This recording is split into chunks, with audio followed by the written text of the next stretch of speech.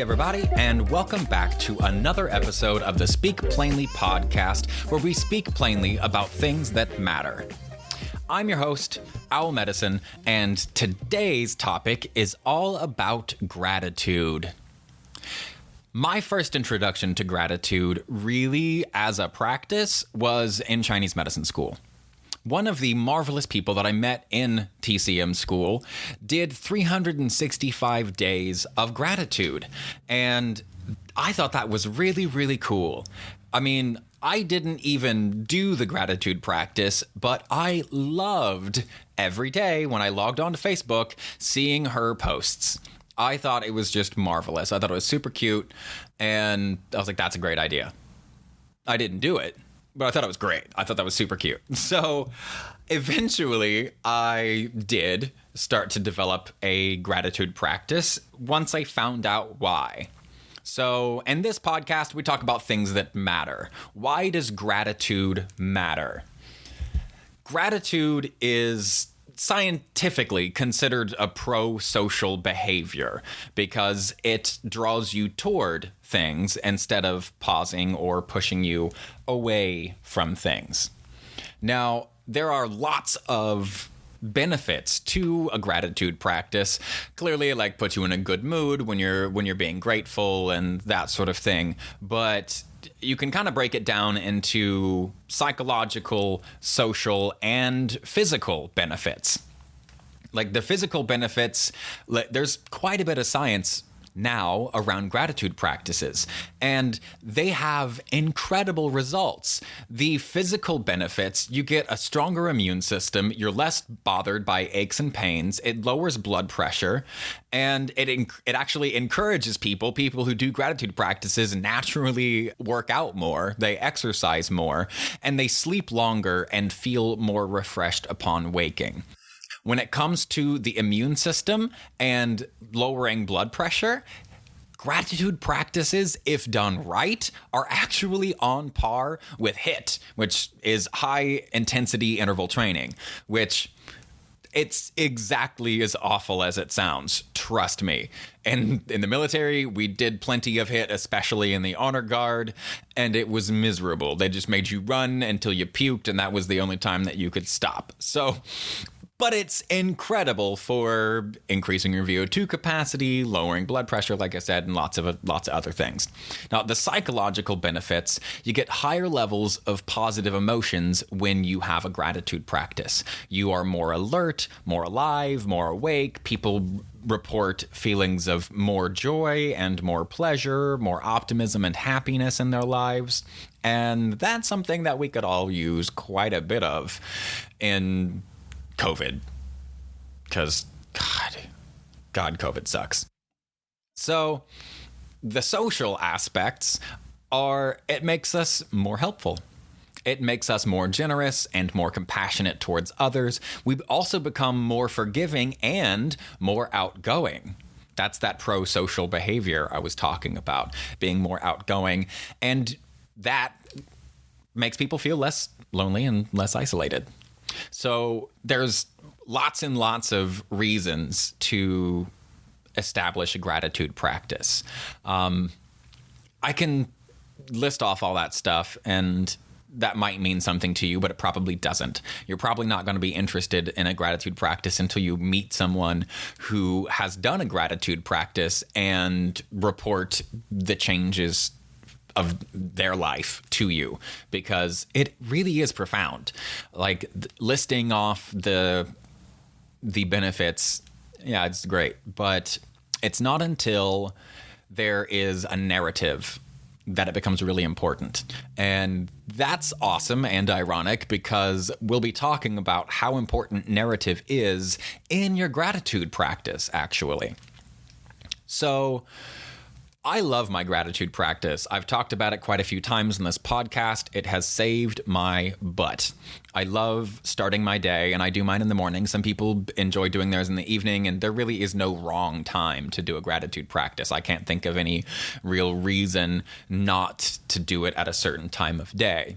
I like doing it in the morning because it sets me on a good wavelength for the rest of the day. But There's no reason not to do it any other time, too. So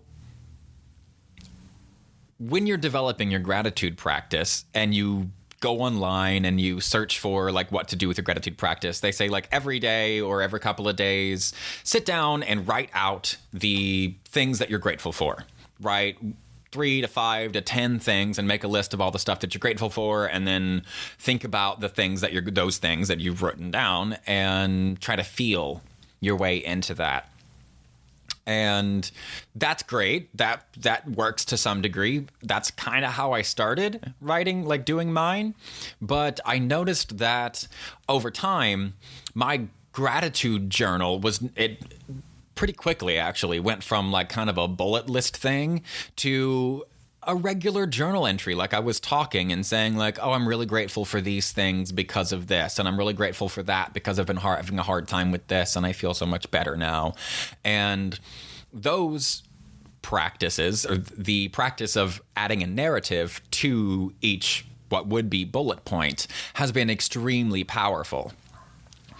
On the days that I have written a more narrative style entry for my gratitude practice, I have a stronger reaction to it. I feel more peace, more easily, more readily. And that makes sense because nobody has ever felt deeply during a PowerPoint presentation. And that's all bullet points. And that's kind of what you're doing to yourself if you decide to sit down and write gratitude practice out and you just make a list of stuff. If you don't have one and you want to start with that, then sure, go right ahead. But let me tell you a few of the key pieces in the current scientific literature about how to create the best gratitude practice. And it's so weird. Like, seriously, it's really, really weird. I love my gratitude practice the way that it is, but I'm going to try this new way and see how it works. I like mine because that narrative, as I write mine, I create a narrative. And that is the first most important piece about your gratitude practice. Bullet lists don't work. They've done lots of studies now, and they just don't seem to work. There's something about the narrative. When you create a narrative, or a narrative is presented to you, it engages the medial prefrontal cortex.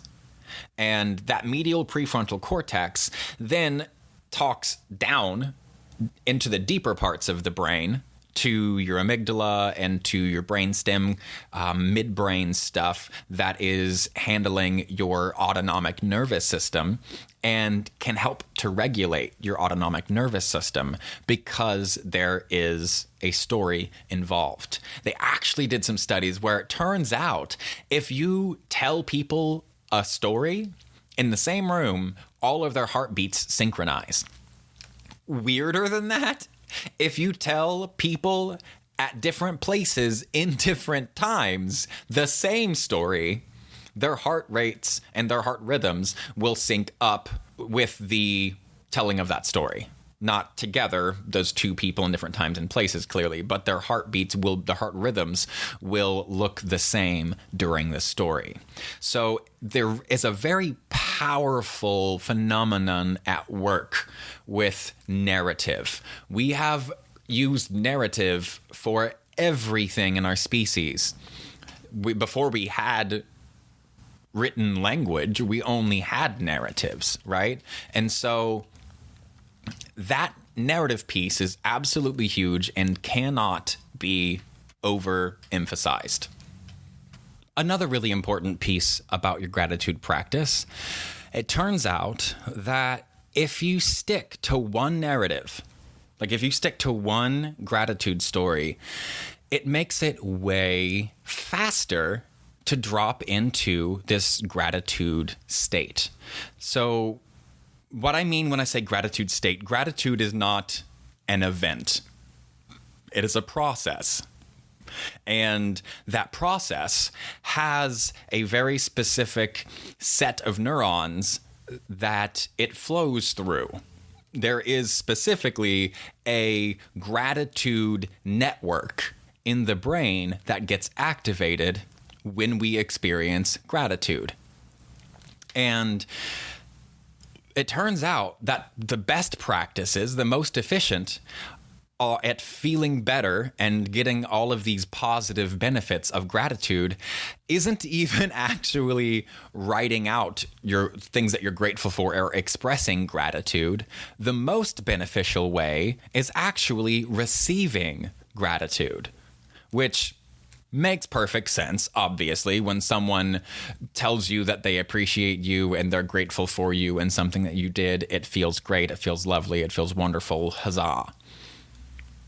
But there's a little bit more to it than that, because if you stick to one story, that story stays kind of in the forefront of your mind, right? And that gratitude network, turns out that this network, this pro-social gratitude network, is in antagonistic relations with antisocial networks in the brain. They don't just exist in a vacuum, the prosocial and the antisocial networks. When the antisocial network is active, it dampens the prosocial gratitude network. And when the prosocial gratitude network is activated, it dampens the antisocial. So, if we stick to one story where we received gratitude. You remember one time that you received gratitude and it meant a lot to you, like a lot. And if you can't think of a time where you experienced gratitude in that way, someone was very grateful and expressed that to you, and it was you had a somatic experience. A somatic experience just means that you felt it in your body, that there was a physiological reaction. If you haven't had a somatic experience like that from someone being really grateful for you, or you can't think of one, then like what they did in these studies was they actually they watched videos of genocide survivors, and they listened to the stories of these genocide survivors, and they listened to how awful it was beforehand and how awful it was during, and then they talked about the help that they received. And listening to these stories and really putting ourselves in that person's shoes gives us the somatic experience, that positive somatic experience with that gratitude network active. So we release a little bit more dopamine and we release a little bit more serotonin. That network is active enough that it only takes 1 to 2 minutes. Maximum was 5 minutes. They had these incredible results as profound as high-intensity interval training. They had these really profound results from 60 to 120 seconds. Everyone on the planet has 60 to 120 seconds that they can spare 3 days a week. There wasn't a definitive, like, this is how many days a week that you have to do this, but it does have to be a regular practice multiple times a week. And it only takes 1 minute to 2 minutes. But there's a setup to this. And the setup is to either think of that experience where someone expressed gratitude deeply to you and it had a profound effect on you, or to watch on YouTube or whatever another situation where someone else expressed gratitude and they were deeply grateful for something, like Holocaust survivors or genocide survivors, and they talk about the help that they received and the gratitude that they had during that help. And then write that story down. Write it out in great detail if you're that type of person. But really dig into the details the first time. When you're setting up this gratitude practice, this is what I'm going to be doing just to mix things up with my gratitude practice, because reality for me is some days it works better than others. And I think that's always going to be the case. But why not maximize my efforts with whatever the current research says? So I'm going to try. I'm going to dig into this, and I like to write out all of the details because it really brings things up. I try to come up with more details than I can remember at first to really put myself in that time and space and feel what I need to feel. Then I'm going to create a little shortcut. I'm going to create a little few bullet points of like the before, the during, the help, and the after. And those little bullet points basically act as little reminders, because setting it all up and digging into that, opening ourselves up to this deep gratitude by thinking deeply into the details of someone else or our own personal stories of gratitude, lights up this system in the brain, this pro-social network of neurons in the brain. And those bullet points will help us to drop in to that set of neurons. So to the activity of that set of neurons. The first time I set this all up, I'm going to spend probably 30, 40 minutes thinking of the story and choosing a story that really, really works for me, that I feel profound when I listen, when I think of it. And then I'll write it all out, because that's what I like to do. And then I'm going to make this little list, this little short bullet list. And that list is going to act as a shortcut for me, a shortcut into the memory and into the neurological system that is gratitude. So when I create that list of those bullet points are just acting as a reminder to drop me into that state of gratitude. And it carries you down like the river. This all sounds really kind of weird, honestly. After having a gratitude practice for like a couple of years now, I like my journal entries. I did learn that the bullet points don't really work very well for me, but if I turn the bullet points into a narrative and I just start listing things that I am genuinely really grateful for, then that works if I add a narrative with it. So to touch on the key pieces again, so you can do what you need to do to make the most beneficial gratitude practice for you, is stick to one memory or one story of gratitude. It can be yours, it can be somebody else's, it doesn't matter. Find a story that has real impact for you and stick to it. 2, that story has to be remembered as a narrative. It has to be expressed as a narrative. It needs to include the before, the struggle, the help, and the gratitude. Number 3, it has to be regular. It has to be multiple times a week. You can't just do it once. So the way I have been doing it is it started kind of bullet pointy, like I said, but I really write just things. I don't stick to one story. I just come up with things. I look around the room and I think of things and I see things that I'm grateful for, and I write out what I'm grateful for and why I'm grateful for it. And that little bit of narrative helps me. Maybe you want to do that. But the current scientific literature says to try this, and I'm going to try it.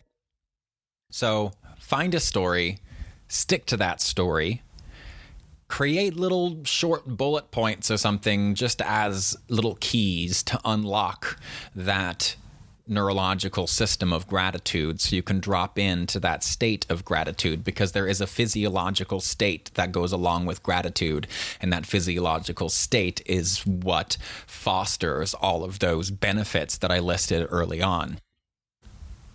And that's it. That's all you really got to do. Do your gratitude practice. Pick a story, stick to that story. The first time you set it up, really dig into it. Spend 30 minutes or an hour, like really emoting. about this, feeling your feelings, feeling their feelings, whoever story you may choose to go with. Then create those bullet points so you can drop in to that gratitude state. And supposedly, you and I will both be able to drop into that beautiful serotonergic state of gratitude in less than 120 seconds, which is really cool. So I'm going to give it a try. I hope that you do too. Thanks for sticking around. Again, I'm Owl Medicine, and this is the Speak Plainly podcast. Stay blessed and stay uncomfortable.